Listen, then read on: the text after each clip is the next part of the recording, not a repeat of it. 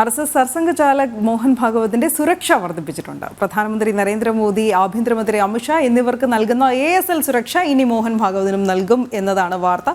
Z+ സുരക്ഷയായിരുന്നു ഇതുവരെ ഉണ്ടായിരുന്നത്. അത് ASL സുരക്ഷയായി വർദ്ധിപ്പിക്കുകയായിരുന്നു. ഗൗതമിനോട് തന്നെ ഈ വാർത്തയുടെ വിശദാംശങ്ങൾ ചോദിക്കാം. എന്താണ് പശ്ചാത്തലം? അഡ്വാൻസ് സെക്യൂരിറ്റി ലൈസൻസ്, അതായത് മുൻകൂട്ടി നടത്തുന്ന ഡ്രില്ലുകൾ, അതുപോലെ തന്നെ സെക്യൂരിറ്റി ചെക്കുകൾ എവിടേക്കൊക്കെ പോകുന്നു അവിടെയൊക്കെ പോയിട്ട് അട്ടിമറി ഉണ്ടാകുന്നില്ല എന്ന് ഉറപ്പാക്കാൻ ഉള്ള മെറ്റൽ ഡിറ്റക്ടറുകൾ സ്ഥാപിക്കുക, പരിശോധന നടത്തുക. അതിന് പുറമെ തന്നെ ഈ പർട്ടിക്കുലർ വെന്യൂ, അതല്ലെങ്കിൽ സന്ദർശിക്കുന്ന സ്ഥലം, അല്ലെങ്കിൽ ഒരു സ്റ്റേജ് ഉണ്ടെങ്കിൽ സ്റ്റേജിൻ്റെ നിയന്ത്രണം 3 ദിവസം മുമ്പ് തന്നെ സ്പെഷ്യൽ പ്രൊട്ടക്ഷൻ ഗ്രൂപ്പ് ഏറ്റെടുക്കുക തുടങ്ങിയവയൊക്കെയാണ് ASL കൊണ്ട് ഉദ്ദേശിക്കുന്നത്. അല്ലെ ഗൗതം, എന്താണ് പശ്ചാത്തലം? ASL സെക്യൂരിറ്റിയുടെ വിശദാംശങ്ങൾ.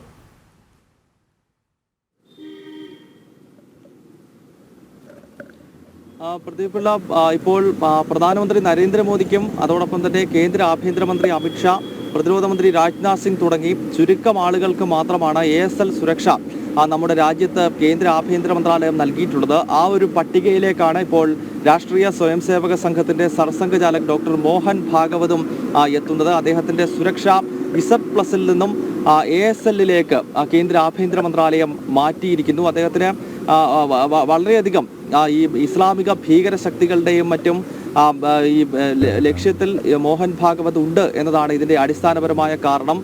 നമുക്കറിയാം, നിലവിൽ ലോകത്തിലെ തന്നെ ഏറ്റവും വലിയ സാംസ്കാരിക സംഘടന എന്ന നിലയിലേക്ക് RSS വളരുന്നു.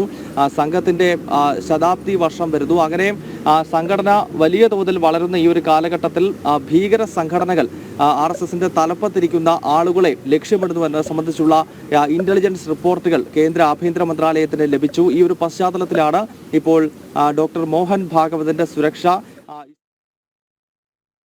അഡ്വാൻസ് സെക്യൂരിറ്റി ലേസർ സുരക്ഷയിലേക്ക് അദ്ദേഹത്തെ മാറ്റുന്നത്. ഇതിന്റെ ഏറ്റവും വലിയ പ്രത്യേകത എന്നത് നേരത്തെ സൂചിപ്പിച്ചതുപോലെയാണ്, ഈ ASL സുരക്ഷയുള്ള നേതാക്കന്മാർ ഏതെങ്കിലുമൊക്കെ സ്ഥലം സന്ദർശിക്കുന്ന ഘട്ടത്തിൽ അവിടെ 1-2 ദിവസങ്ങൾക്ക് മുൻപ് അവിടുത്തെ ജില്ലാ ഭരണകൂടത്തിന്റെ നേതൃത്വത്തിലൊരു പ്രത്യേക യോഗം ചേരും. ആ യോഗത്തിനകത്ത് അവിടുത്തെ പോലീസ് മേധാവിമാർ, അതോടൊപ്പം തന്നെ സംസ്ഥാന പോലീസ് മേധാവിമാരുണ്ടാകണം, IBയുടെ ഉദ്യോഗസ്ഥർ ഉണ്ടാകും, അതോടൊപ്പം തന്നെ മറ്റ് രഹസ്യാന്വേഷണ വിഭാഗങ്ങൾ, സ്റ്റേറ്റിന്റെ ഇന്റലിജൻസ് സംവിധാനങ്ങൾ, ഫയർഫോഴ്സ് ഉൾപ്പെടെയുള്ള സംവിധാനങ്ങൾ, ഇവരെ എല്ലാം ചേർത്തുകൊണ്ട് ഒരു പ്രത്യേക യോഗം ഈ ASL സുരക്ഷയുമായി ബന്ധപ്പെട്ട് ഈ വ്യക്തികൾ എത്തുന്ന സ്ഥലത്ത് 1-2 ദിവസങ്ങൾക്ക് മുൻപ് ചേരും.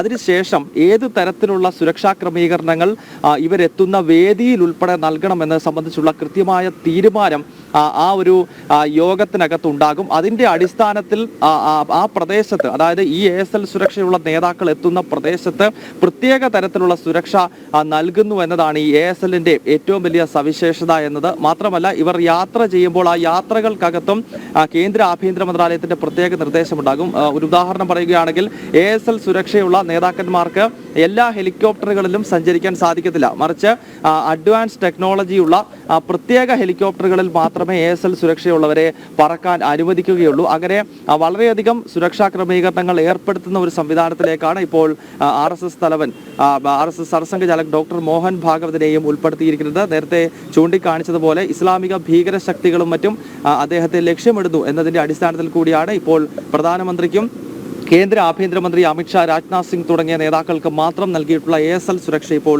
RSSന്റെ സർസംഘചാലകനും നൽകുന്നത്.